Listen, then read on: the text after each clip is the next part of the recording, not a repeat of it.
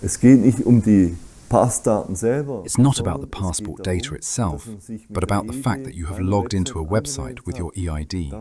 That's what it's all about, and that has major consequences. Where does BigTech obtain this data?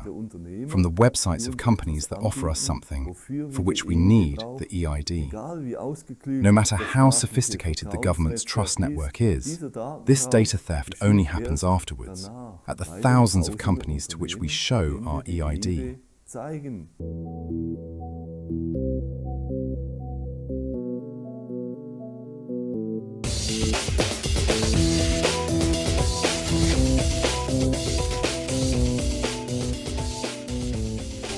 EID und BigTech, die unerkannte EID and BigTech, the unrecognized danger. Do you remember Monika Amgwerd's appearance on Arena on September 5th, 2025?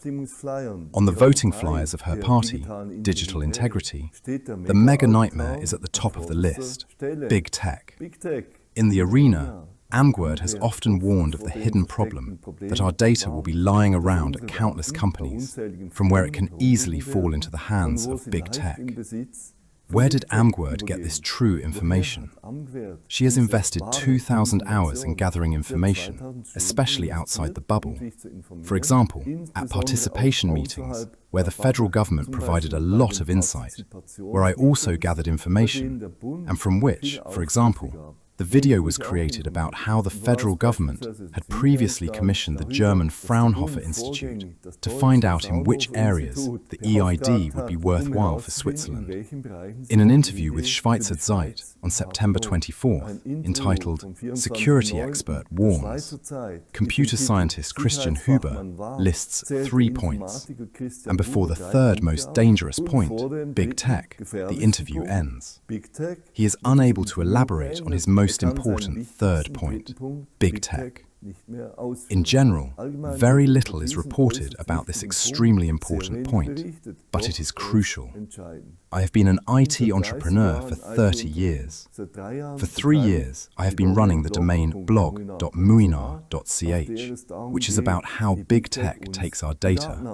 BigTech also generously takes data from us with EID. Not the passport data itself, but the fact that we have logged into a website with EID. I think that's an important distinction. It's not about the passport data itself, but about the fact that you have logged into a website with your EID. That's what it's about, and that has major consequences.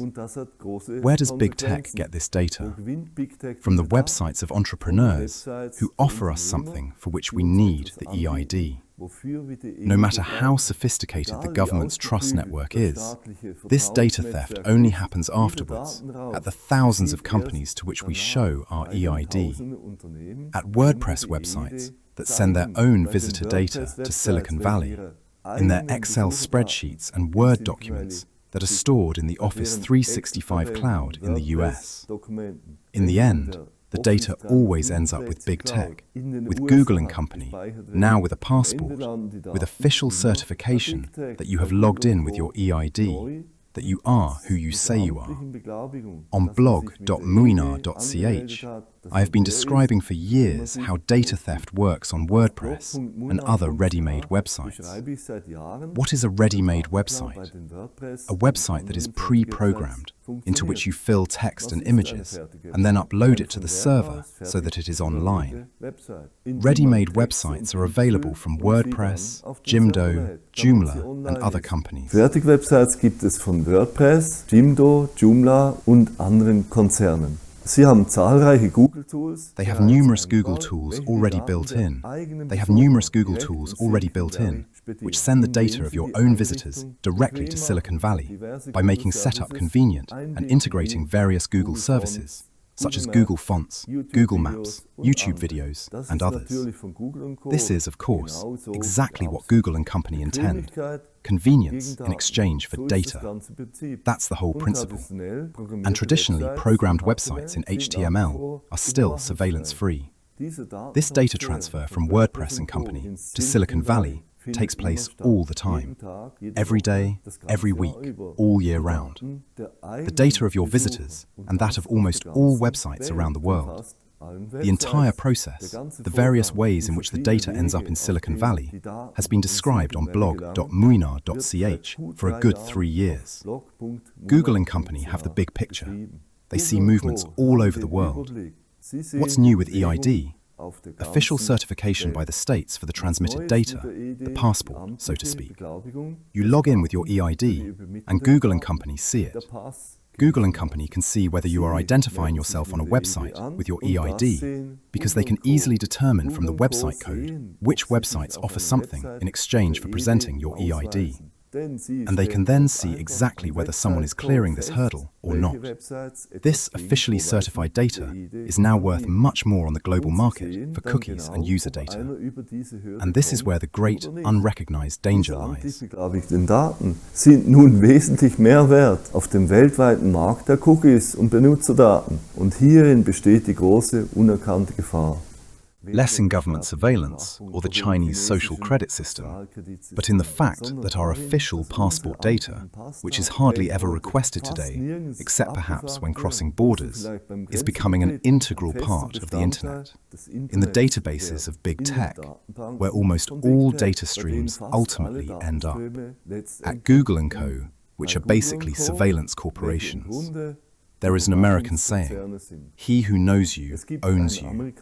The new slavery consists of big tech knowing you inside out, your interests, your pulse with Google Watch, and with digital currencies, what you spend your money on day in, day out. The state, and specifically the National Bank, knows your expenses in Swiss francs, but not in all the other digital currencies, such as the digital euro, digital dollar, ruble, renminbi, yuan, and all the non-governmental digital currencies that will exist. These are, of course, competitors to government currencies. But there is one player that knows all these expenses: BigTech, Google, and the like. Selbstverständlich zu den staatlichen Währungen. Es gibt aber einen Akteur, der all diese Ausgaben kennt: BigTech, Google & Co. Are you beginning to sense the immense danger that lurks here? Not hackers who steal data from a domain, not the state, which may be secretly watching you via a Trojan horse. 20 years ago, there was already state surveillance and theft. This is about something that is orders of magnitude greater, more ultimate. It is a service you trust every day. Google, for which humanity has created a verb, to Google. A global corporation that has programmed numerous free tools with which WordPress and company send it your visitor data. Every day, all year round, right now, as a matter of fact. This theft takes place millions of times a day to each and every one of us, yet it is never discussed. Or perhaps that is precisely why. This theft is infinitely more extensive, already a reality today. It never makes it into the media, and that is also part of the strategy. While the Swiss government is proud, or can be proud, of the decentralized data on mobile phones with EID, with BigTech, everything ultimately comes together centrally again. Via the companies that offer us something in exchange for presenting our EID, they have a WordPress or other website that sends the data to Silicon Valley, or stores Word files via Office 365, for example, schools. They have a shop that also sends the data to Silicon Valley, because the shop software they have purchased is designed to work with the various digital currencies that can only be recorded and evaluated by BigTech as a whole. BigTech is therefore the real danger behind the EID. This is also where the sudden demand in several countries comes from. In these countries, the data ultimately converges again, enhanced with passport information, a booster for international data trading. Until now, it was rarely necessary to prove your identity. In the future, anti-social media and other media, Swisscom, SBB, and all the others who can sell us something against the EID will require this data. The internet will then be a real spider's web where you can get caught. And that is the meaning of web. Otherwise, it would be called World Wide Net. And that's another story. Und das ist die Bedeutung von Web. Ansonsten würde man es World Wide Net nennen. Und das ist eine andere Geschichte. This is another contribution to the topic. If no one else says it, I will. You can watch more videos at any time on blog.muinar.ch, free of surveillance and commercial breaks. You can also like, subscribe, and comment on the video on blog.muinar.ch without triggering any algorithms. If you need a website that does not send your visitor data to Silicon Valley, check out muinar.ch.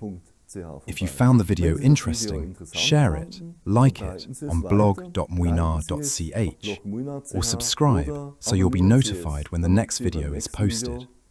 That's it for today. Thank you very much for watching, and see you in the next video.